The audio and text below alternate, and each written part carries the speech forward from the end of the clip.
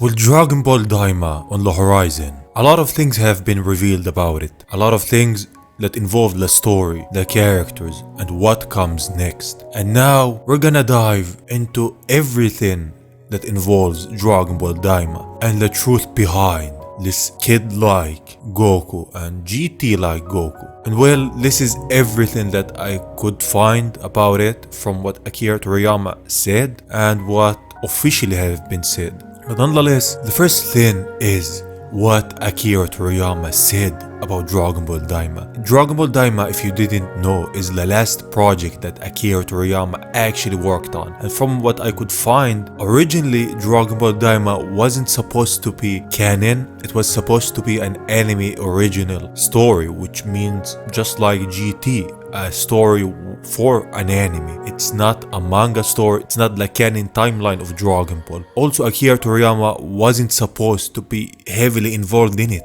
He was supposed to make character designs but not contribute that much to the story and direction of the anime. But that wasn't the case. Akira Toriyama found himself more involved in this project. It became one of his. This is why it's canon. It's Akira Toriyama's work. The first thing that they wanted to make it an anime original, well, that didn't happen.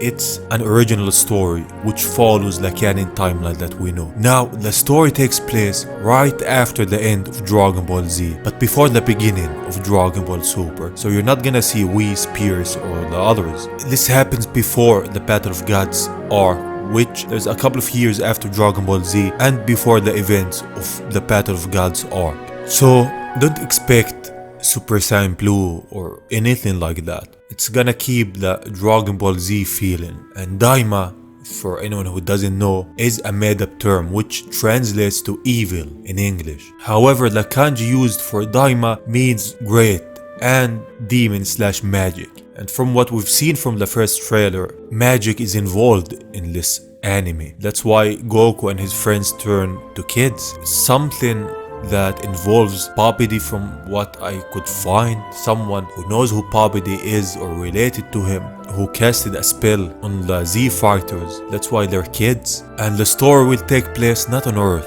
but throughout the universe, on Goku's quest to turn back to the way he was and defeat this evil. Following this, we got a trailer, a Goku character trailer. And well, it's an awesome one.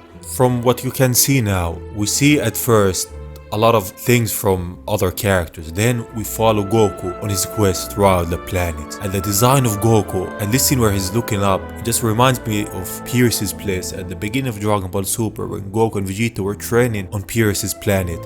They slept in rooms that had the same view of the stars. And Goku's character design and animation is shown in this trailer. It's just awesome. And you can see from the next scenes the villains, the designs, and how Goku fights, and the atmosphere of this anime. The animation is top tier, I'm not gonna lie. And the fight that Goku has in this trailer reminds me a lot of Dragon Ball. The fights are just crisp. It's just Dragon Ball with better animation, a canon story that follows Goku. The last scene with how Goku is fighting the giant monster and how the air blows his hair back. It just shows that this anime is gonna be a great adventure to follow. An adventure throughout planets where Goku is on a quest that we haven't seen in a while. Like the last time that Goku went on quests that I can remember, like actual quests, was in Dragon Ball. Dragon Ball Z, a villain came, he fought him, this and that. It wasn't like a grand adventure, but this time it is.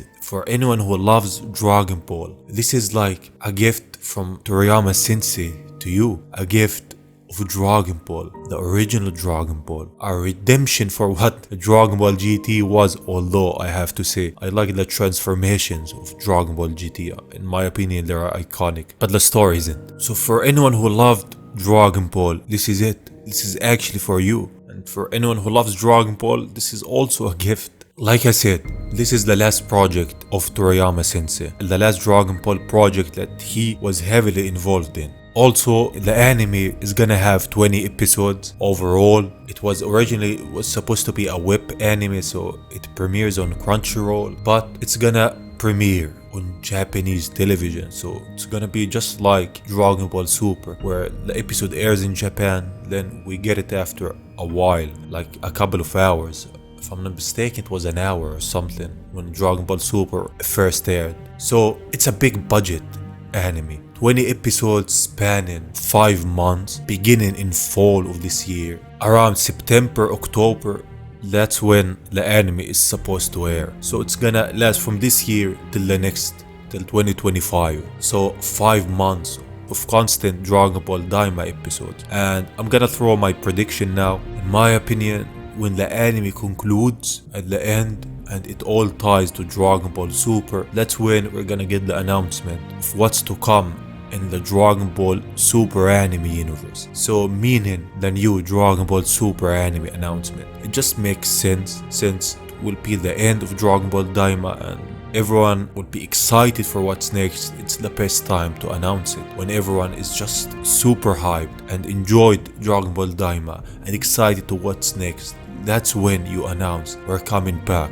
with a new anime. An anime that covers the events of the Dragon Ball Super manga after the Tournament of Power. And there's a lot of material to cover, a lot of chapters, a lot of stories to cover. And I'm just excited, very excited to see what's next. Now the story is mainly gonna cover Goku, not everyone else. We will see everyone else, but the story will mainly follow Goku. So if anyone expects to see a lot of Yamcha, well, you're not gonna see a lot of Yamcha. You're gonna see Yamcha, but not a lot of Yamcha.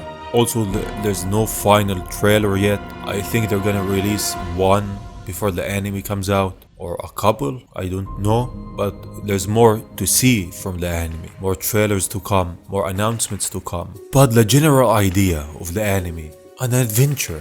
Plain and simple, an adventure that follows Goku, an adventure throughout planets, a journey that we haven't seen in a while. We're just gonna sit back and relax and watch our favorite character, have fun. All of the trailers that we've seen till now, especially the Goku one, Goku's just having fun, eating, fighting.